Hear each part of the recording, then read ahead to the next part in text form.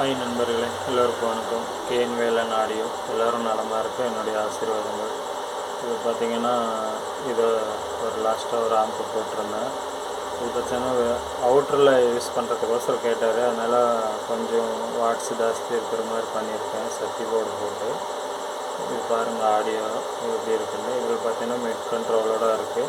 Mid கண்ட்ரோலில் நான் வெளியே ஆட் பண்ணி கொடுத்துருக்கேன்.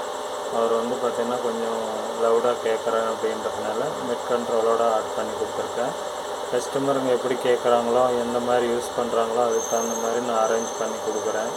அவங்களுக்கு கண்டிப்பாக பிடிச்சதுனால தான் நம்ம மறுபடியும் நம்மக்கிட்ட ஆர்டர் கொடுக்குறாங்க. இந்த கஸ்டமர் கொஞ்சம் எப்படின்னு தெரியாதுன்னா அவுட்ரு யூஸ் பண்ணுவோம், வீட்டுக்கும் யூஸ் பண்ணுவோம், அவுட்ரும் யூஸ் பண்ணுவோன்னு சொல்லிட்டாரு. சரி, அதனால் ரெண்டுக்கும் யூஸ் ஆகிற மாதிரி பண்ணி கொடுங்க அப்படின்னு இருக்கார். என்ன முடிஞ்ச அளவுக்கு நான் கொஞ்சம் வாய்ஸு கொஞ்சம் ஜாஸ்தி இருக்கிற மாதிரி பண்ணியிருக்கேன். பாருங்கள்.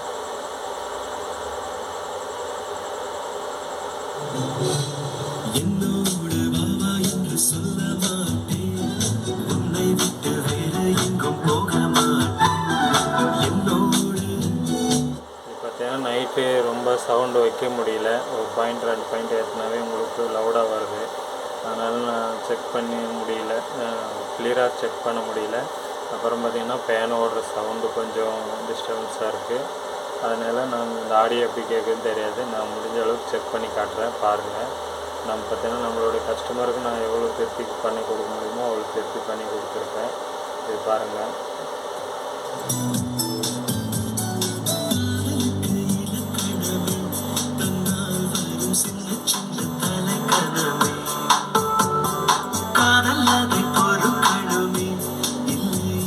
அதான் இருக்குது. இது சரௌண்டு பாருங்கள்.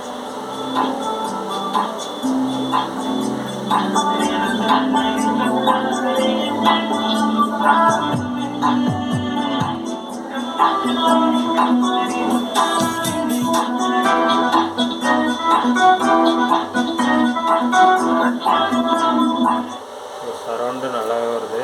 XXX போர்டு அது நான் யூஸ் பண்ணி இருக்கிறது நல்லாவே இருக்குது. பாருங்கள், நான் வச்சு காட்டுறேன்.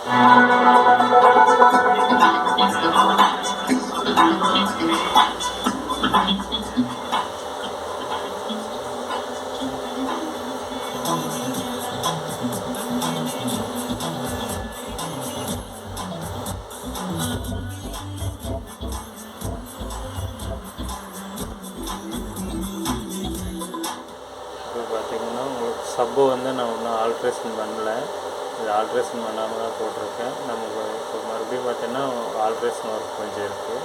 அது ஆல்ட்ரேஷன் பண்ணி தான் போடுவேன். அவர் வந்து 8 இன்ச்சு 2 சப் ஊப்பர் வச்சுருக்குனாரு. அவர் எப்படி போடுவாருன்னு தெரியல. ஒரு மீடியமான ஒரு இதில் நான் வச்சு கொடுக்குறான்னு நினைக்கிறேன். பாருங்கள்.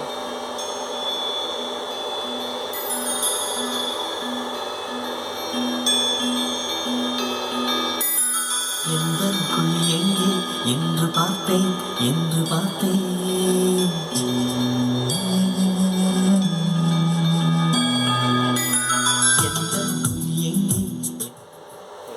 நைட்டுன்றதுனால கொஞ்சம் டிஸ்டர்பன்ஸ் இருக்கும். அதனால் இந்த கிளியராக செக் பண்ண முடியல. உங்களுக்கு இன்னொரு வீடியோவை நான் போடுறேன். நான் முடிச்சுட்டு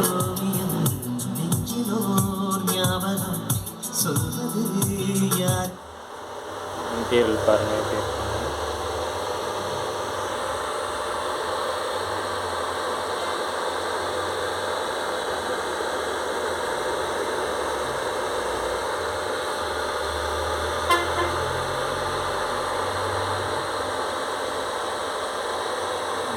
பார்த்தீங்கன்னா இது பார்த்தீங்கன்னா வீடியோ அல்ட்ரா டிஜிட்டலோட இது வேஸ்ட்டுக்குள்ள உங்களுக்கு கண்ட்ரோலாக இருக்கும். அதை நான் வாய்ஸ் இது வந்து கழட்டிட்டு நம்ம இதில் கண்ட்ரோலில் கொடுத்துருக்கோம். XXX board, speaker production board வச்சுருக்கோம். இதுதான் பாருங்கள். கீழே காயில் 10 amps இது லோட் பண்ணியிருக்கோம்.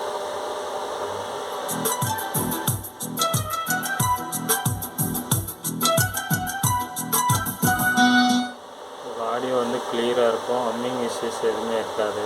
பாருங்கள், உங்களுக்கு ஆஃப் பண்ணால் ஆஃப்குள்ளே இருக்கும். உங்களுக்கு அந்த ஃபேனோட சவுண்டு மட்டும்தான் இருக்கும். வேறு எந்த ஹம்மிங் இஷ்யூஸும் இருக்காது. நான் எங்கேயுமே பாடி ஆஃப் எதுவுமே நான் கொடுக்க கிடையாது. பாருங்கள், இதுலேயுமே நான் பாடி எர்த்துன்னு எதுவும் கொடுக்க மாட்டேன். ஒயரிங்லேயே நீட்டாக இருக்குது. நான் பாடி எர்த்து ரொம்ப முக்கியம்தான். நீட்டாக இருக்கிறதுனால எனக்கு பாடி எர்த்து நான் எங்கேயும் எடுத்து கொடுக்க மாட்டேன். அது பார்த்திங்கன்னா பாடி எர்த்து கொடுக்கும்போது கொஞ்சம் சரியாக இதாகாது. கொஞ்ச நாள் கழித்த உடனே உங்களுக்கு கீழே ஆம்பு இது எதனா கீழே போட்டாங்கன்னா அந்த பாடி எர்த்து எழுந்துடும். அதனால் நான் நீட்னஸாக நான் ஒயரிங்லேயே எடுத்துட்டேன். அந்த ஒயரிங் உங்களுக்கு இந்த டைம் கொஞ்சம் மேலே எடுக்காமல் உள்ளுக்குள்ளவே எடுத்து கொடுத்துருக்கேன்.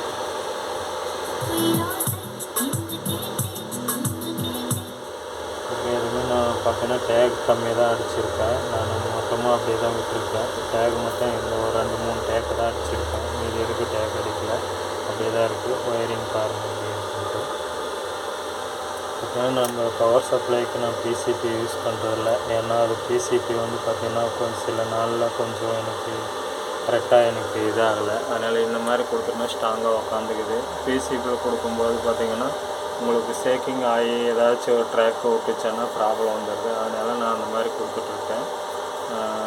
எனக்கு என்னுடைய இதில் நம்ம கொடுத்துட்ருக்கேன். இல்லை அந்த மாதிரி கஸ்டமர் அந்த மாதிரி தான் வேணும்னாலும் அது மாதிரியும் பண்ணி கொடுப்போம். நன்றி நண்பர்களே. இன்னொரு வீடியோவை நான் போடுறேன். நன்றி, வணக்கம்.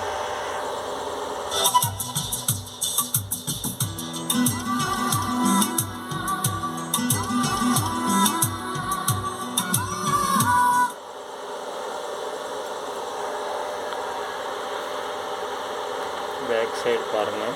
இது பார்த்திங்கன்னா இவர் வந்து டிவி மட்டும் யூஸ் பண்ணுவேன்னாரு. டிவி மட்டும்தான் யூஸ் பண்ணுவேனா அப்படின்னால நான் டிவி கனெக்ஷன் மட்டும் எல்லாமே படித்து விட்டேன். ஒரு நீட்டாக ஒரு ஒயரிங் எடுத்து கொடுத்துருக்கேன். டிவிடி எதுவும் யூஸ் பண்ண மாட்டேன் அப்படின்றதுனால நான் அப்படியே எடுத்திருக்கேன்.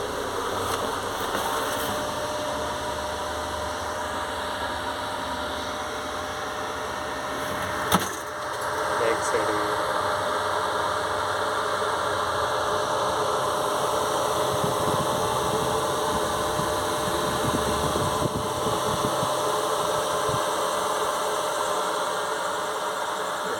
கம்ப்யூட்டர் ஜாக்கு உங்களுக்கு ஏசி கார்டு வர மாதிரி இது இடம் நான் கட் பண்ணி தான் போட்டிருக்கேன். கட் பண்ணி தான் வச்சுருக்கேன். இதில் வரல, அது நான் கட் பண்ணி ஆட் பண்ணியிருக்கேன். கஸ்டமர் எந்த மாதிரி கேட்குறாங்களோ அந்த மாதிரி நான் முடிஞ்ச அளவுக்கு ட்ரை பண்ணி கொடுத்துட்ருக்கேன். ஒயரு அது பார்த்திங்கன்னா ஒயரு நீட்னஸாக நம்ம டேக்கு எந்த அளவுக்கு பவர் சப்ளை சேஃப்டி பண்ண முடியுமோ அந்த அளவுக்கு சேஃப்டி பண்ணி கொடுத்துருக்கேன்.